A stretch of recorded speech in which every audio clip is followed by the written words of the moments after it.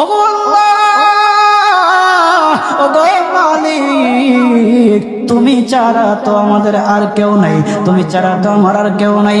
আল্লাহ গো, তুমি যদি মাফ না করো কে আমাকে মাফ করবে? তুমি যদি মাফ না করো কে আমাকে মাফ করবে? তুমি যদি আমাকে মাফ করো তাহলে তোমার কোনো দিকে কমবে না, তুমি যদি আমাকে মাফ না করো তোমার কোনো দিকে বাড়বে না।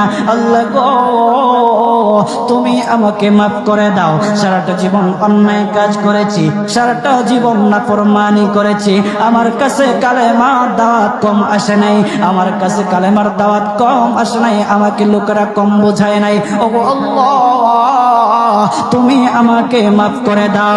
মাফ না করলে কোথায় যাব, কার কাছে যাব? বাবা যখন মারে তখন মার কাছে আশ্রয় নেওয়া যায়, মা যখন প্রহার করে তখন বাবার